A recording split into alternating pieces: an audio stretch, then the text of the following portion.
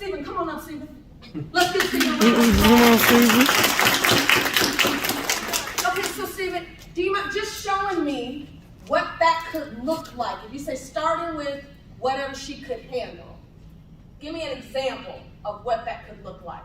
So just taking time to get to know Felicia, asking her questions, asking her where she sees herself in maybe 2 years, and then more long term, like 5 years, seeing what her plan is for her life and how she wants to start that plan, and not how I want to start the plan. Okay, and so would that mean then that what would you do with these expectations then? I mean, I still wouldn't worry about it. Oh, you wouldn't worry about it. Because ultimately it's Felicia's life and not mine. So I still have to meet Felicia where she's at, and try to work toward expectations. Okay. Right now, with everything that Felicia went through, Uh-huh. like, she's very resilient to still be here. I don't know if I could have handled all that.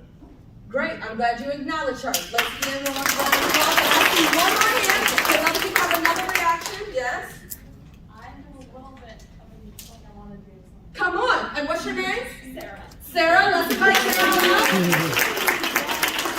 So speak to what you're thinking and go ahead and do it and embody it. So I also want Felicia to start building up. So I don't want to come in and do work for her. So we're going to start with like a little sliver of each one, so that she can start. This is like my way of meeting where they're at. I'm not going to take it and before them. Or we're going to like together. Go in. Yes, we see where you're going. Yes, I'm not going to save. I'm not going to fix. I'm going to stay along. We're going to empower. So what I see that you're doing, because we're gonna have to move along. Oh, I love this activity, right? We're gonna do a whole hour on this, can't we? Because what? And let's give Sarah. What I hear Sarah saying, this is my reflective listening. What I hear, and my folks in the room, what I hear Sarah saying is that yes, she's meeting her where she's at and taking into consideration her capacity.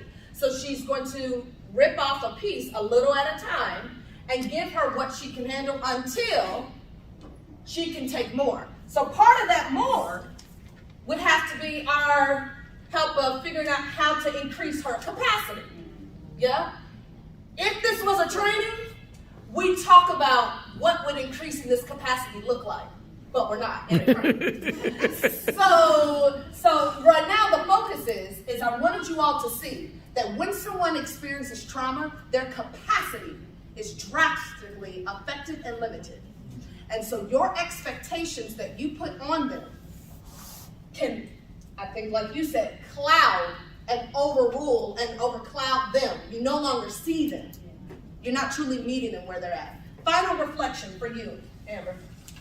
The question for me, I work specifically with young people, and they've dealt with a lot of trauma, even being 8, 9, 10 years old.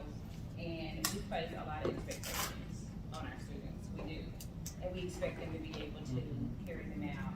So a reflection for me as I'm looking into some of the lives and eyes daily of the kids that I serve is to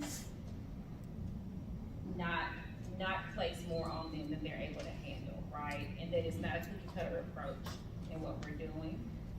And being more aware and more trauma informed too, as I specifically deal with each individual student. So yeah, this has been helpful for me. Great, let's give Amber a round of applause.